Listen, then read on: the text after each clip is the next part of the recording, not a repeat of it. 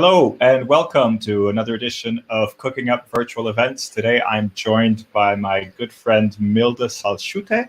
Hopefully I'm saying that right. That's always a tricky one to say. Welcome, Milda. So nice to see you. You're looking good. Hi, Miguel. Good to see you as well. I'm really glad to be here and have a bit of fun and chatting with you in this setup. Perfect. I like it. I like the positivity. I think this is always challenging. You can see I have a slightly different setup today. I'm in a brick wall. I'm actually in a green new green studio that we're trying at home. I'll just show you what that actually looks like.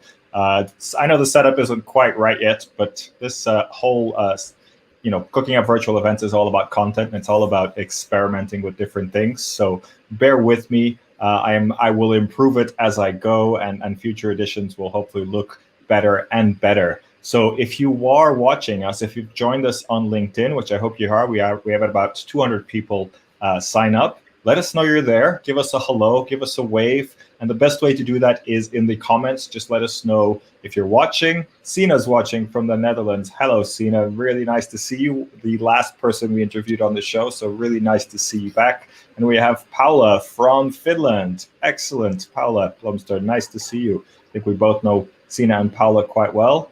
And David from Imex, I believe, right? David Kreis. So great to see you. Thank you for joining us. We have Katrin from Copenhagen. Excellent. We're covering a lot of Europe.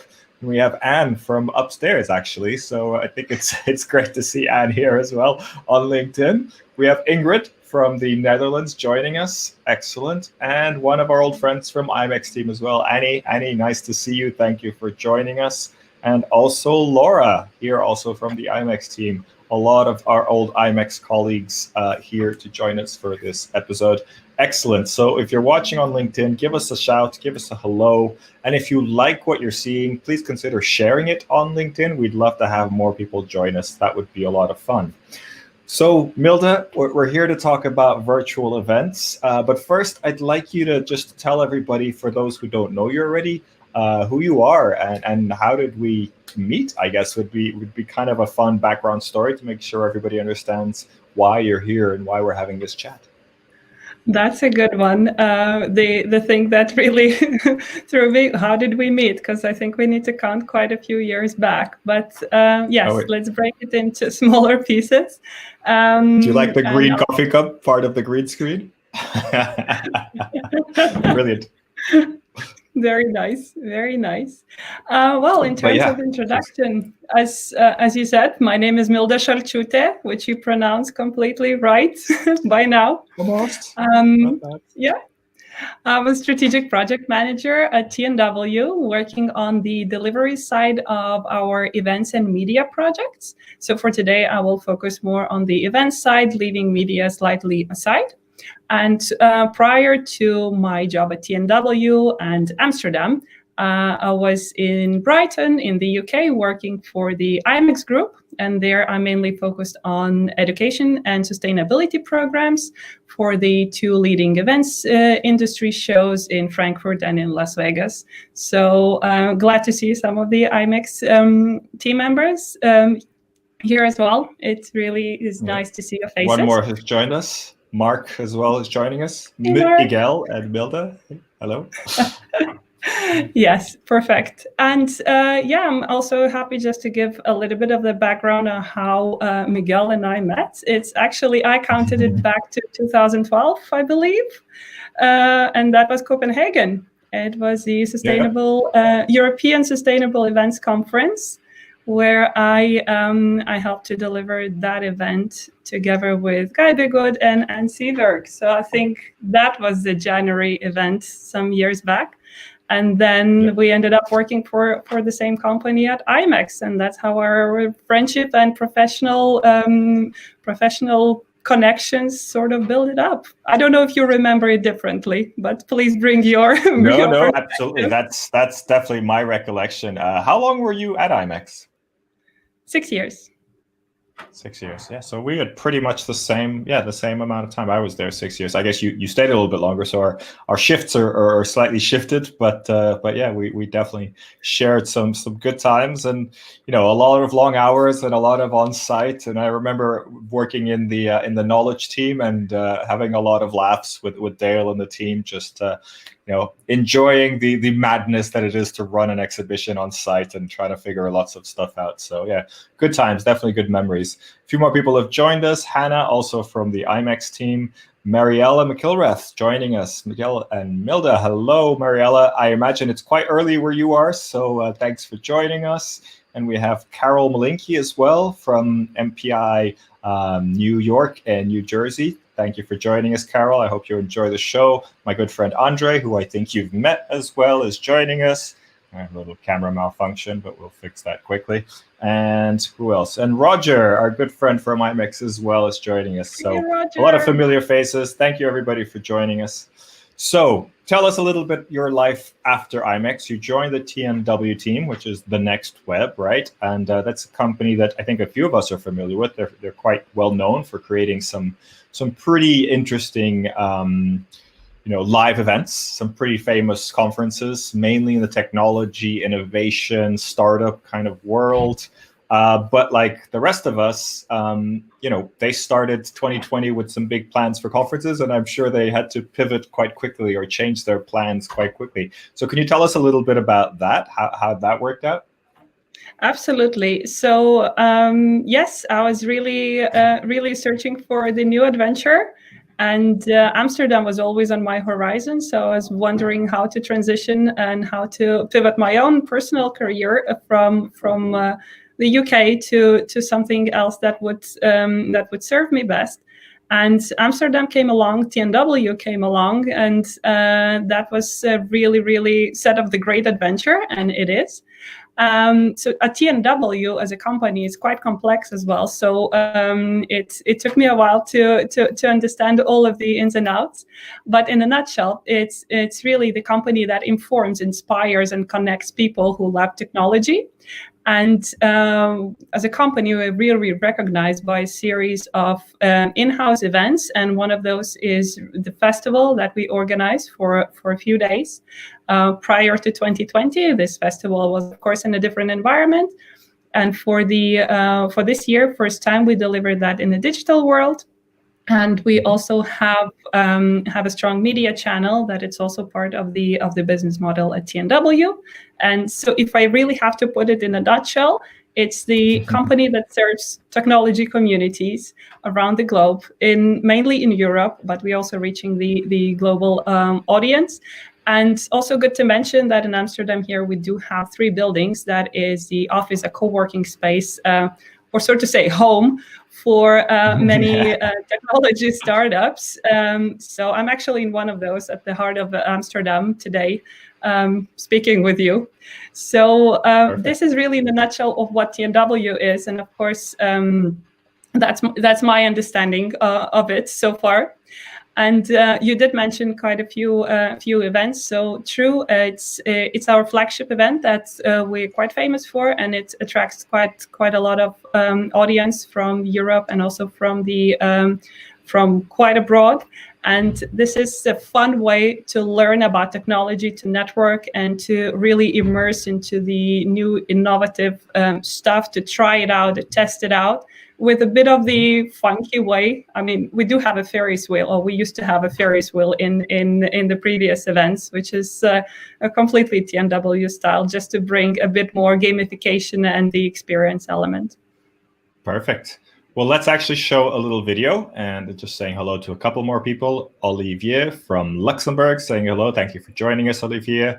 Roger's commenting on the fact that I dropped the P word, the pivot word. I think it is a tough word to avoid sometimes, but yeah, we won't talk too much about that. Just a quick shout out to Donna from the Imex team and Kate as well for joining us. Thank you everybody for being with us. So I'm going to show a short video about TMW, the main event, which I think will give people a little bit more context, because it's nice for us to talk about, but videos are quite powerful. So I'll just show you a short video of what the flagship TMW conference is all about. This is already the virtual version, the 2020 version. So have a quick look and see what you think.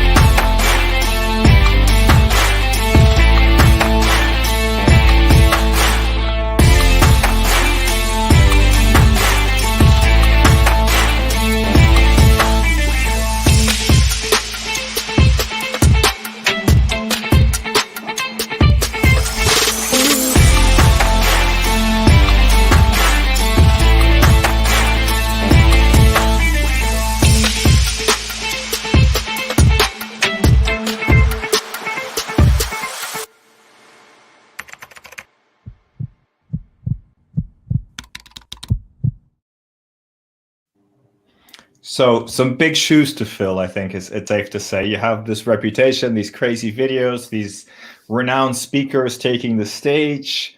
What was it like inside the company, and in your team? Like, how did you figure out how you were going to take that from the big stage to the digital, virtual stage on a computer? What was the thinking process? And, did you have any kind of like big goals that you were going for, anything that kept you kind of focused? Well, of course, that's quite a significant year, not only for us, for the entire industry. And again, pivot is a word that I cannot really miss in this whole process. But Mariella makes an interesting suggestion that we should use the word pirouette rather than pivot. I like that. Interesting. Thanks, Mariella. Thanks for the suggestion. But yes, of course, when the situation was clear that the live event is not there to happen, we came up with some other concepts, and we have some brilliant minds in the team who are really thinking outside the box on how to make it happen, especially, those team members who are there with the company for quite a long time and know the ins and outs of what would work. So it's really down to creativity and really down to trusting the team on how we could make it work. And probably the journey started really with taking some smaller steps with a series of the couch conferences that we delivered back in the spring leading into the summer. And that was a concept of like mini digital concepts, mini digital events that are taking from the main tracks that we had during the flagship event and just breaking it down into smaller events. And what it really gave us is the flavor of digital events. It gave us the opportunity to see what is working, what is not necessarily working. It was quite an ambitious project itself to run an event on a weekly basis. And it really gave us just a solid ground for the entire team and also for our audience to see what's possible out there. And we're talking still about the springtime when digital events were not necessarily out there as it is today. I'll just bring it up on the screen. So you have the TMW 2020 flagship conference there, but then you have all these couch conferences that this is all things that have already passed, but you have a number of these and different topics at different areas, I would imagine. And there's always this option on the website of watch talks. And I think that's really interesting because I sense a big focus throughout this process is that people want to watch things on demand. So you generate the content during the conferences, but then there's this, idea of the content is really important and the content lives on. And the concept of couch conferences really helps to, I guess, also split this up, right? Because this might have been like one big conference with lots of different tracks, but when you're doing it on the couch conference, then if you split it up, it makes it so much easier to understand and find the content that you're looking for. Is that also part of the thinking process? Well, it is definitely part of the thinking process, but it's also another element to this. It really extends the cycle of the event, and it really brings the audience back. And it is demanding to ask for your audience to be at the digital event for the full day, for sometimes full 2 days. I've seen models with a full week. It's not necessarily what's possible with busy agendas, with the fatigue, which I'm also supposed not to mention here, probably together with the pivot word. but it's demanding. And what if I came across that event after it's gone? Should I wait for the next opportunity, or should I just see how that event went by viewing on demand stuff? So for us, it's really something that serves us well. Of course, it's demanding in terms of resources, but it really serves us, serves our community, serves our partners and different stakeholders that we have. And this content is rich, and it should live for a little bit longer than just the cycle of the event itself. Perfect. Well, I'm going to ask a question to the audience, see if you can help us out. Do you have a favorite event format? You know, when you're talking about doing events online, whether you call them virtual, digital, or online, if you're doing some kind of online content, consuming it, do you prefer it to be an hour, 30 minutes, a day? You know, what have you experienced that made the most sense to you? And it's okay to go with just, you know, an hour of content is fine. If you like multi-day conferences, let us know. I'd love to hear from you in the comments. I'd love to understand the dynamic there. I know I have my preferences, and my preference is definitely for the shorter periods. You know, I think a lot of people are surprised when I say that these Cooking Up virtual events editions last a whole hour. I don't necessarily want them to last a whole hour necessarily, but I feel that's where the conversation goes, and it just becomes a nice piece of conversation. But I'd love to hear from the audience about your sort of timing preferences for online events. Milda, do you have, you know, what do you think works best for you? Do you have any preference? I think there's something that really depends on the format. It's not necessarily one fits all. Personally, I do like shorter webinars if I'm joining some sort of online learning experience. I would say an hour is definitely where I could still keep my attention span. However, if there is a series of the sessions and a series of the event on the specific topic that I'm interested in, I really don't mind to spend a day on it or half of a day. So I think it really just going back to the objective, why you're joining that event, what is the event about, and how you can glue those different content pieces together. So It's a vague answer, but I don't think that there is a clear recipe, at least for me. It's a very open-ended question, and I think a lot of people are having difficulty to say, you know, what they prefer, but it's more, I think, also from experience. I think you don't know until you try, right? I think Ingrid just says here she completely depends on the why. So, you know, very similar answer. And I think it's, you know, of course, more context is needed to really answer this question. But she says rarely longer than 4 hours, which I find is very interesting because most, you know, live events before the pandemic were definitely longer than 4 hours. And we're definitely saying, hey, online, this needs to be a little bit faster, needs to be a little bit snappier, I think is the overall conversation. Anne says not more than a couple of hours unless a lot of different formats. Interesting. 1 hour content works for me. So Rajani said, you know, 1 hour is good. It fits into the calendar. It fits into the schedule. I think it makes sense. And he says, yes, it depends on the topic. So very much it depends is the answer that I think I'm seeing, but shorter is probably better. So I think that's you know, interesting to just frame things like this. Before we move on, so we want to talk about specific events that you've been organizing. So not just, you know, all the TMW events, but as I was surfing through the TMW website, I came across something that I think is really important. And particularly when we're doing online events, sometimes we forget that these things can also be quite important. And what I mean by that is the code of conduct.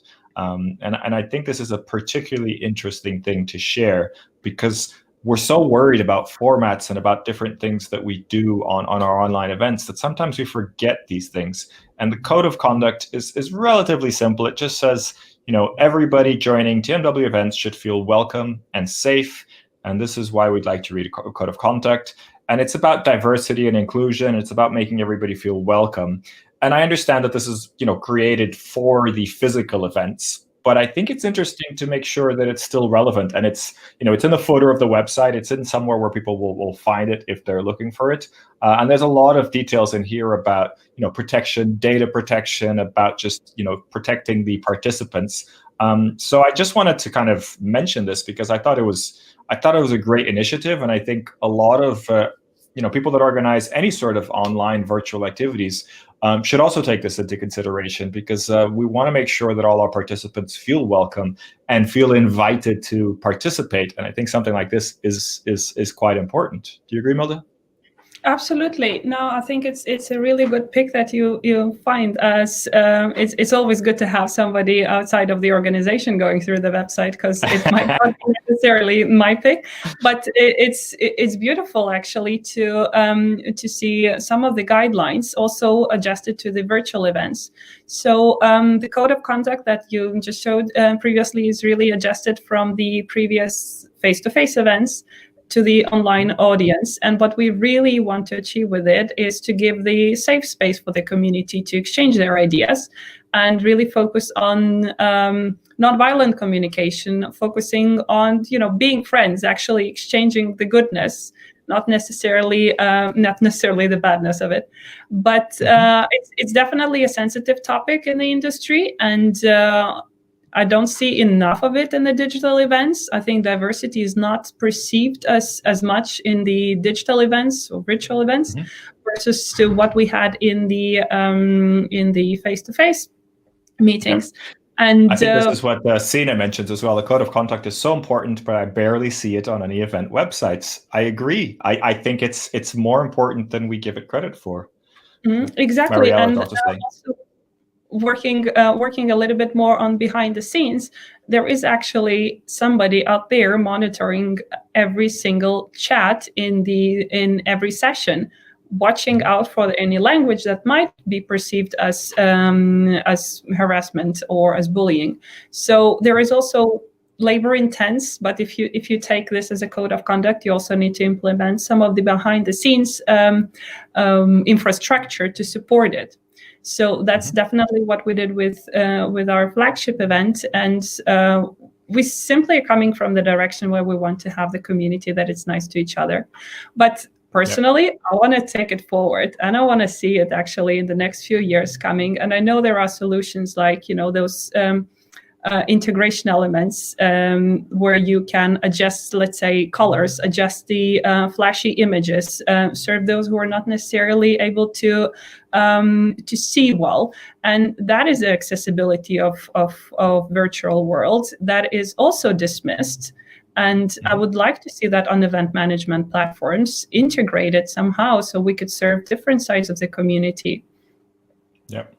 No, that's really interesting. It's very good that you brought that up, because, we talk about online virtual events being more diverse and more inclusive, at least. But, just because they're on a computer, it doesn't necessarily make them inclusive, right? There's so much more that we can do. Like you say, adaptations for the blind or people that maybe have ADHD or any sort of learning difficulties or just viewing difficulties.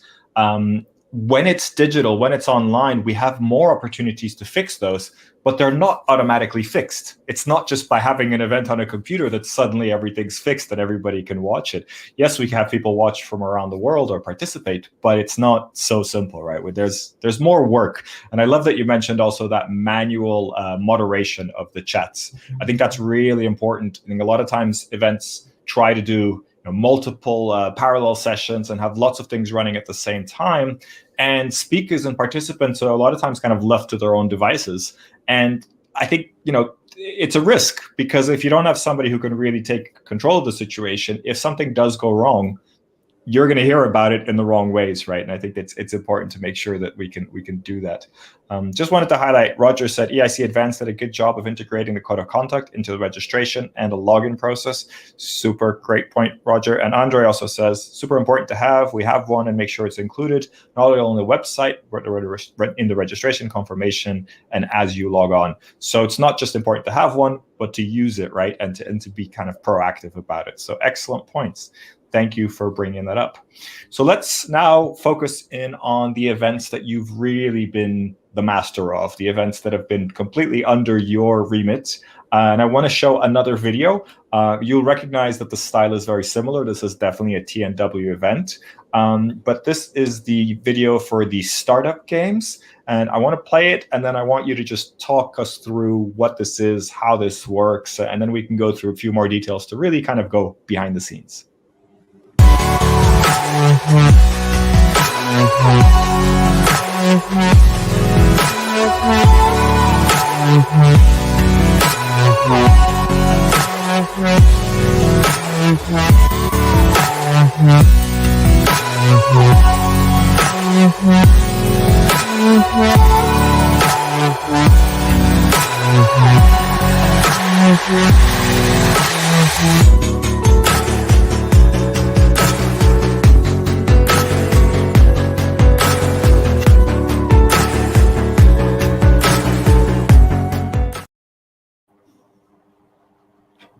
Great stuff. So this is the startup games. I could tell it was a little bit similar to the TMW. There was the Amsterdam side of it. The style, the music was very similar.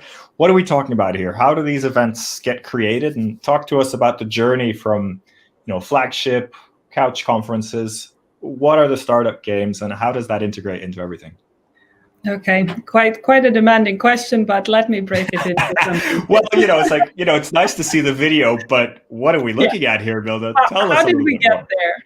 How did we get Absolutely. there? So as mentioned, the digital journey of the event started with couch conferences, and that definitely led to some opportunities for us to create even more in-house events, but also to work and serve the third-party events with some specific goals and a really specific audience there that is suitable for the TMW style events as well. So really, the experience and the internal team and the partners that we have reached out to us to help them to achieve their own goals with the expertise that we already have. So this is how the third party events or those boutique events came into the game, where we could definitely execute on smaller concepts, but not necessarily easier concepts. These are I want to call it boutique events. I don't know if that represents anything in the wider events industry, but for me, it just really feels a custom-made event for the very specific goals of the probably smaller scale of the audience with a very, very specific production set. So this is how we came. In particular, in this event, who is the third party? So who asked you to put on this event? So the Startup Games is the initiative of the Digital Hub Initiative in Germany. And the party that we were working with, it's a governmental institution called GTI, and it stands for German Trade and Invest. So They are the ones behind the scenes. But to give you a little bit more context of what was the purpose of the event, it's really to bring the light of the pre-selected, to bring the light of and the interest from the investors to the pre-selected startups who could pitch live during that event and ask for certain numbers. Okay, so this German government institution kind of approached TMW, said, hey, you guys do these crazy, pitch events, media, new technology events. We'd like your help in creating this pitch competition for our German startups, and we feel that you're uniquely equipped to make that into an engaging virtual event. Does that sound about right? Sounds about right. Just to mention that before there was an equivalent of face-to-face concept as well that was used, and we helped them to deliver that in the digital world. Okay, great stuff. And you have a long-standing relationship with this government body? Yes, absolutely. We've been working with them for quite some time, and we're considering to work in the future as well. But maybe just to give you a scope, because as I mentioned in the beginning, TMW, it has a broad scope of expertise. So we're not necessarily just focusing on the event production here. Our involvement was much broader and actually led to the concept shaping as well. So we were involved in pre-selecting those startups. We were involved in jury members who are the investors and scouting them as well, training and onboarding all the parties, and also marketing the event through our media channels. And then it's only the event production and the after movie that you've just seen. So it's a larger scope than just the event production that we've been involved in this specific event. So tell me a little bit more about this. How many people are involved, and many different teams are kind of part of this process? And are those people working on multiple events, or do you kind of have a team that just works on this one event during the whole period? So again, breaking it down in two pieces, it's the internal team that we have it's a cross departmental team that we create to deliver those specific events. And it's always there somebody who is leading the event from the start to the finish. As a project manager, in this specific case, it was me. There could be anybody else from our project management team. And then you have another set of people who are, for example, in the support team, in the design support team, and also in having some specific tasks on the day, let's say chat management, right?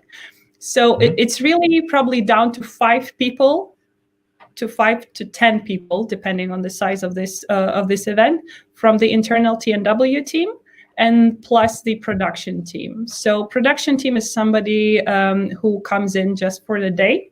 And we use external production team for these boutique style events, just to make sure the production is running smoothly and we have a certain level of the quality. And that's another 6 to 8 people, depending on the size of the event.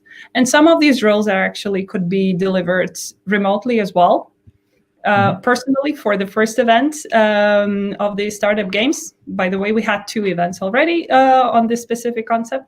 So the first event, I delivered that back from home from Lithuania. So it's definitely possible to make it work, not necessarily being on site. Okay. And tell me a little bit, these people that are involved, so the production is a separate, that's kind of like the AV company, they do a separate role there, right? Were these people that were doing similar roles for the live events, or did those roles also change quite a bit? Were they the same people? I think we changed a little bit, but it's also hard for me to respond to this question because I joined right before the point where the industry had to pivot. So I would not necessarily say that their roles were the same, but my instinct is that they were sort of similar and had to be adjusted to the digital world. Okay.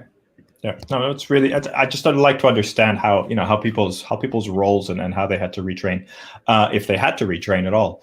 What about the technology stack? Is there anything you can tell us about what systems you were using, what tools you were using to deliver the events, and is this something that you use for all your events, or was it something that you did just for this event? So again, going back to the journey of the couch conferences, that was the start of it. We've started using Hoppin as our event management platform. And we carried out that for the flagship event as well, and for the majority of the smaller size events that would do for the third parties. And I really like Hoppin for the functionality of it. I don't know, Miguel, if you ever used Hoppin or if you had any experience of being a participant on Hoppin platform. Yeah, but for me, it feels like they're representing a lot of the features that is required. And what I particularly like is their investment in the fact that they are really growing. So I already see in the span of 6 months, from this time when we started using this platform to today, the platform changed quite a bit. Maybe it's not easy to see that from the attendees' perspective, because it's not about the features, but the backend changed quite a lot. It actually is helping us as event professionals to deliver a smooth experience and just to make it easier on ourselves and also on the audience to make it happen. And so big plug there for Hoppin. I just had hoppin.com on the screen if you'd like to check it out. And I just wanted to ask those watching, I've seen really mixed comments. I've only used Hoppin from the participant perspective. I think I did one talk using Hoppin, but mainly from the participant perspective. And I've seen really mixed reactions. So I just wanted to ask the audience, anybody who's watching, if you've used Hoppin before, either as a participant or as a speaker or organizer, let us know. Let us know how you feel about it, because I think Milda's a fan, which is great. I think it's always nice to talk about. And you're not sponsored by Hoppin in any way, so this is a completely user experience documentation. We're just talking about how you're using it. But if you've used Hoppin either as a participant or behind the scenes, let us know in the comments, and let us know what you thought, if you thought it was a good idea. But I don't want to keep interrupting you, Milda. You were still talking about your use of Hoppin and maybe some other tools that you'd like to mention. I'd love to understand how you used all these different things. No, maybe just to finish on the Hoppin side, that what serves us really well is the fact that we can pick and choose some of the features. So, if we see that the networking element is not really working for that specific event that we want to, we just close it, and it's just not happening for any of the attendees of that event. But if we want to expand those basic features into, having virtual expo booths, we can certainly do that. And it's just a matter of how we customize that event on the back end. And that is really serving us well when we have such a large range of digital meetings. So that's probably my promo of Hoppin over.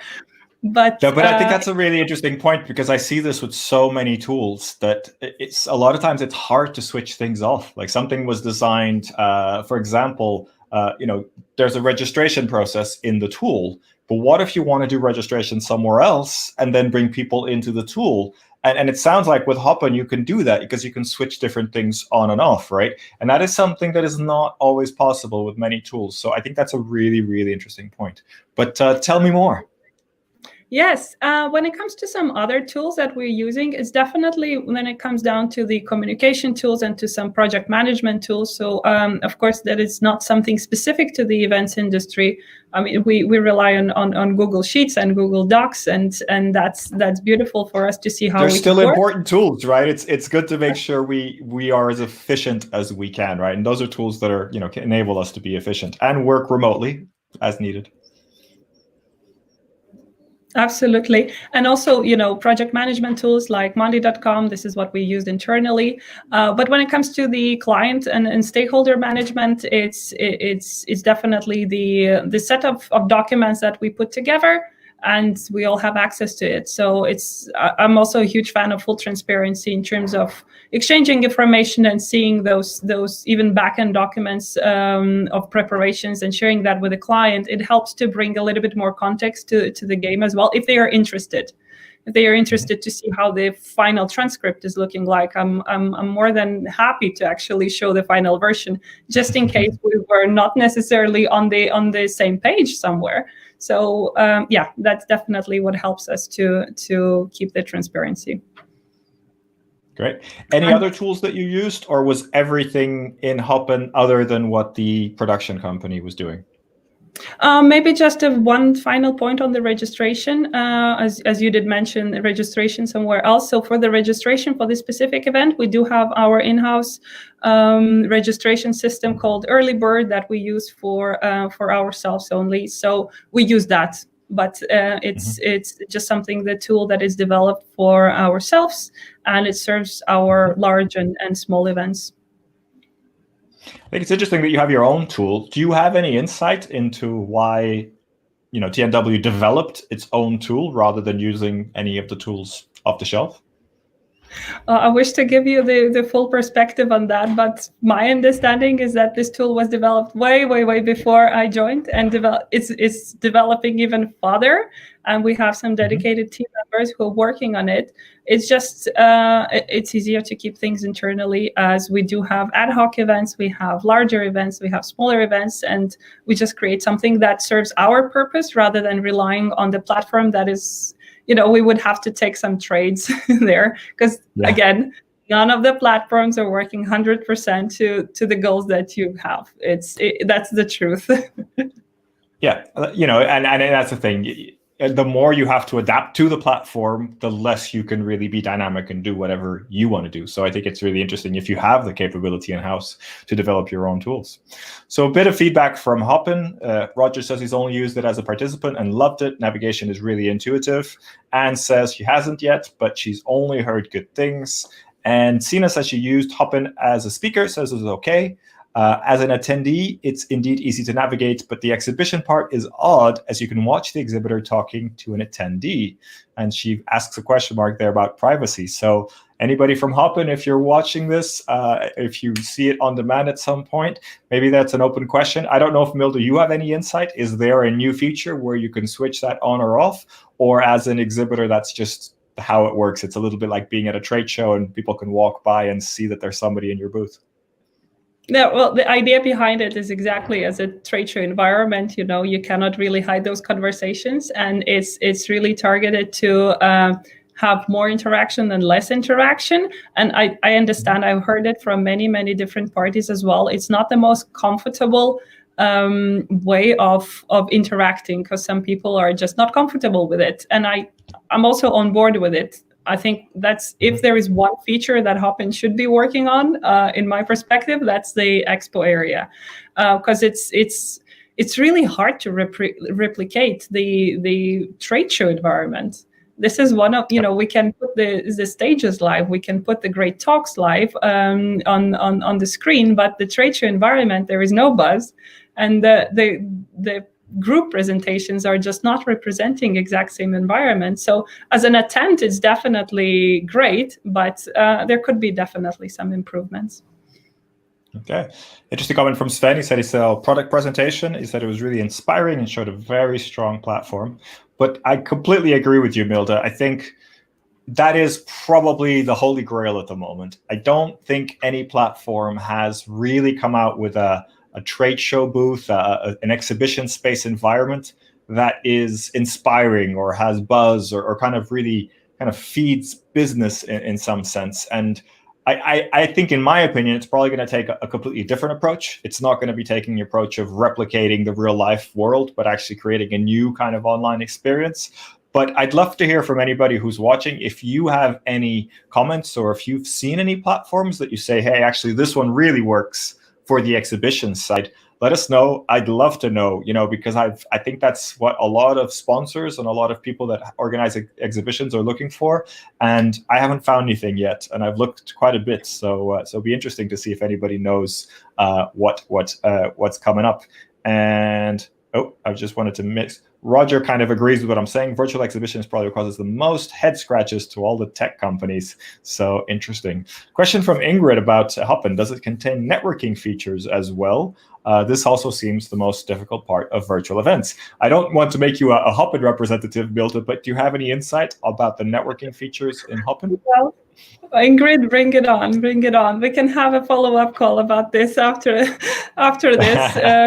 this interview. I'm happy to share my insights. And yes, not to make it too much about Hoppin, but there is a feature of networking that is, it could run as a more targeted networking between specific groups, or it could be just a regular chat roulette where you network with another party on a set time, and you don't have any set parameters on who that other person is. You either match or not. So it's like a professional speed dating a little bit.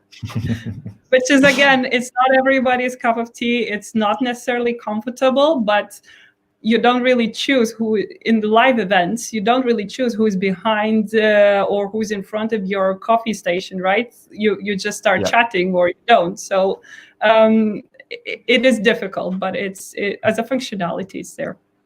It's good to have the functionality, but it is a bit infamous, I think, the whole roulette of the timer is gone, somebody else is going to show up on my screen. I think it's a very kind of interesting setup. Good stuff. So let's go back to your event a little bit. Just wanted to make sure we covered the business model, and I don't really think it's worth getting into how much it costs or anything like that. But so the government organization is the main kind of contributor, and they provide it. Are there any sponsorships? Is there any kind of exhibition involved? Any other kind of part of the business model involved in that? For this specific event, actually, no. In terms of the financial model, it was a very simple, basic event. When you just explained it yourself really well, that the client is really in charge of making sure that the event is paid for and covering the bill, and we're making sure that it's delivered. And also in terms for the attendees, they were able to join the event at no cost. And there were 10 pre-selected startups who participated. And again, they are part of the this ecosystem in Germany, and they were participating at no cost. So it's from the financial point of view, it's a very simple, basic event. Maybe from the production side, it's not necessarily that basic, but yeah, the financial model, it was easy. Yeah, and just to on the content side of things, we talked a lot about having content on demand. I mean, this is more of a pitch competition, but do you still make the pitches or any of the content available on demand? And if you do, like, who is looking for that, or how do you repurpose that content in any way? So for this specific event, the Startup Games Edition 1 and 2, we actually don't have the content available after the event. What we really focus there, and of course we can provide it. It's a matter of which platform you use it, and it's not necessarily what was the goal of the event. But for us, for this event, the goal was to have live pitch competitions with live Q&A with the investors. So we really wanted to make sure that the adrenaline level is out there, that people are as engaged as possible. And by people, I'm referring to both to the startups who are pitching, to the investors who are listening to the pitches, and to the audience. So for us, it was really a different goal to make sure that that content is not necessarily living for the next few years or so, but it's there and now. So again, a different model, maybe contradicting slightly to what I said about the on-demand content. But again, you need to adjust to what it's working for one or the other concept. Absolutely. And I think this is important because content is king, or content is very good to have on demand afterwards. But for this type of event, that's not really the focus. The focus is on having the right people see the pitches at the right time and make those decisions and kind of grow that way. So I think that's interesting that you adapt and you figure out the different ways to do that in a way. Just want to send a good morning to Mike, who's out in California. So it's pretty early for him. He's joining us, even if he's catching the last 15 minutes of the session, which is absolutely fine, Mike. You can always watch it on demand later. So that's always fun. So let's talk about the tough bits. What were the challenges? And you can talk about specific challenges or any kind of challenges throughout the different events that you've produced, at your time there at TMW. Be as honest as you can. I think this is where we all learn. What were your big challenges? Well, I have quite a few, but I'm going to deliver those with a big smile because I think these are the challenges that we could easily work on. So maybe the challenge number one was also the complexity of the production, because we wanted to bring the live element of it, and we wanted to create this buzz and the feel and the, a little bit replicating the Oscars inauguration, the whole conclusion leading up to the conclusion of the winner. And that was really hard to replicate, not in a live setup. So from the production side, it was really demanding because there were many moving parts. There is a pitch of 3 minutes from one startup that is completely live, with quite a lot of adrenaline and the stress level from the person who is pitching, versus to the Q&A that is also live from the investors. At the same time, we also have investors behind the scenes working on the specific criteria and scoring the startups. So at the end, we do have a winner to congratulate. And it was just a very complex event. And this sequence of the pitch and the Q&A was going out there for 10 times. So to keep that engagement moving, of course, we came up with some strategies on how to involve the moderators, and how to bring all the glues together, how to bring some jokes and make it as engaging as possible. So that was probably the challenge number one, and I think we tackled it well as well. So it sounds a lot like more of a TV production, having all these different moving parts. But tell me, just to make sure it's clear for everybody, were all these people remote? So everybody was just at their computer remotely in different places, and you were bringing people together in different ways? Yes, so all of the startups were definitely placed somewhere around all over Germany. The investors, they were actually from different countries, again, all calling in from different locations. The only two people who were visible on the screen and were present in the studio for the first event were the moderators. So we had our moderator, Sebastian from TMW, and we also had Josefina from GTI as a representative to moderate that as well. So it really helped bring and glue the entire event together, just having two moderators present. And it's definitely possible with so many different parties calling in on 3-minute basis. Yeah, but a big plug there for online hosts. I think if you're organizing something as complex as this, if to really make it professional and eliminate all those dead times and all those things, online hosts make all the difference, right? Because you could put timers, you could make the transitions as smooth as possible, but ultimately there's a lot of kind of dead time and awkwardness about transitions. And if you have the online host, I think that makes a massive difference. Absolutely. So kudos to the hosts who did the startup games. Well done, Josefina and Sebastian. But back to the challenges on more of the conceptual basis as well. It's the probably the timeline, and it's not necessarily about this event. The timeline in general for digital events, it's a different concept. And again, I don't know, Miguel, if you agree with me or any other professionals here agree with me, but the timeline just got shorter, and things are just moving so fast. And the lead-up preparation time is just nothing compared to what we had prior to 2020. So it's definitely stretching. You said it, to Milda. learn. Please put your comments in the comments. Let us know if you agree. I know how I'm feeling. I mean, I'm having calls for like, can you do an event next week? And it's not like next Friday and it's Monday. It's like it's Wednesday night and it's Monday morning, the event, right? It's just like, okay. These online events still take, a little bit of time to plan. It's really hard to kind of push everything forward. And it also feels like, everybody's working from home. So it's like, of course you have time for a meeting tomorrow morning. There's, that's all there is to it. And so, yeah, I'm fully with you, but I'd love to hear what the audience has to say. Are you also finding the same thing? Timelines compressed, big challenges. And I'm fully with you there, Milda. So yes, I'm glad that I'm not the only ones challenged by this. And I think it gets better, you do 3, 4, and then you get into the rhythm. Okay, I've been through this. I know exactly what I'm doing. But also another challenge is mainly communication that changed quite a bit. Managing remote teams is not necessarily what we are equipped with, and managing digital events is also we are not equipped with that. So I think this year really gave us a push to change some communication style, to make sure that everything is crystal clear. And if it's not, we talk about it again and again and again until it is.